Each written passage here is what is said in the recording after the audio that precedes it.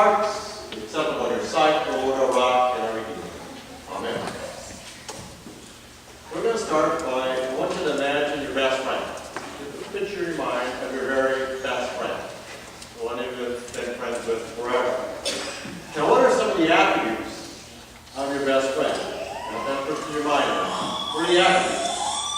I would guess that you have been best friends for years and years and years. Perhaps some of you have known your best friend since you were little kids in grade school. I know that's true for some people.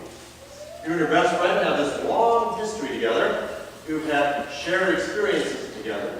There have been times when you probably fought with your best friend, times when you've then made up with your best friend, times when you've been apart and long to see your best friend to tell him or her some stories, times when you've leaned upon the shoulder of your best friend, and times when your best friend has leaned upon your shoulder as well in times of crisis. There's been enough time you celebrated dates and romances and marriages and the birth of children and maybe even the birth of grandchildren. If there's been that kind of time between you and your best friend. If there's been that much time, then you and your best friend have also lived through chaos that comes with life, the death of a friend, of family, the tragedy of war, loss of jobs, perhaps illnesses, and such. Still, there's always been that best friend right by your side. If you play cards together, you know as soon as your best friend plays one card, you know exactly all the other cards your best friend has and how the game will be played.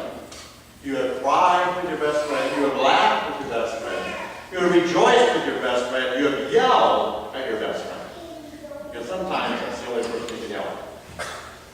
You have wrestled with your best friend, you have begged your best friend, you have done it all because you are best friends. Confirmation. This is what the second commandment is all about. In the second commandment, we're told not to take the name of the Lord in vain. In other words, don't misuse it, don't abuse it, treat the name of God with respect and honor. For in one sense, the relationship that we have with God is similar to the relationship we have with our best friend. And you would never ever disrespect the name of your best friend, because to do so would damage that relationship. You like, indeed, you love your best friend. Now, when it comes to God, how do we normally have that relationship with God go on? Usually, of course, it's through prayer. It can also be through worship like we're doing right now. It's definitely through the sacrament of body and blood of Holy Communion. Sometimes and often we see the handiwork of God out in creation. But our normal, everyday contact with God is through prayer. Again, the second commandment stuff is all there. Best friend stuff. How do we connect with our best friend? Is through communication and conversation. Before every sermon, I offer what I think is a pretty good prayer. It goes like this. May the words of our mouths and the meditations of our hearts be acceptable to your sight, O Lord, our rock and our redeemer. I think it's a pretty nice prayer. It is part of a song. It's got to be pretty good. It's very respectful. It's very honorable. And as good as it is, it really is just one approach to praying to God. It is only one aspect of that relationship with God. Again, with your best friend, I'm sure you are very respectful. But if this is really your best friend, then there are a lot of times when you're not respectful at all when you're with your best friend. After all, this friend accepts you for exactly who you are, and you have accepted this friend for exactly who he or she is. So sometimes you can be kind of rough with your best friend, and it's okay. It'll go all right. Same with our relationship with God. The Bible, after all, says so. We can have a rough and tumble relationship with God as well as a very respectful relationship. One of the most ancient stories we have in the Bible is that of Jacob wrestling with God. It is in Genesis chapter 32. We just heard the story. You know, the Old Testament is full of stories like that, of God coming in contact with the people of God at unusual times, in unusual places, in unusual ways. Their relationship with God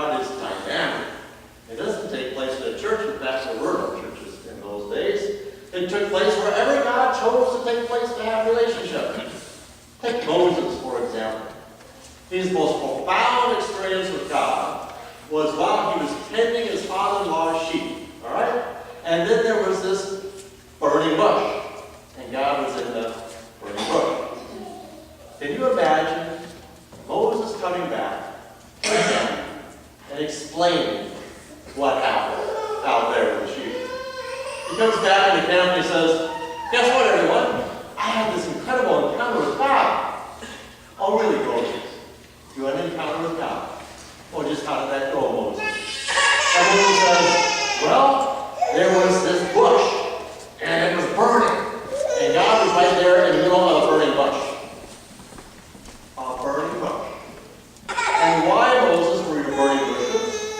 Well, I wasn't burning any bush. Oh, no. It was just God. God was in the bush. Actually, the bush never actually burned, but there was fire, and God was in the bush. Okay, Moses. You don't have to go out every day and tend a sheep anymore. You can stay in camp. Something's wrong. But let's just pretend. Let's just pretend that you actually encountered God in the burning bush. Just what did God tell you to do? And Moses said, oh, well, God told me that I'm the one who's supposed to free the people, the Hebrew people, out of slavery in Egypt and take them to the promised land, where they will be free. Really? Well, you can imagine the conversation going on for a while. How odd this must have been. A burning bush? Really? Do you think so? And then we come to Jacob.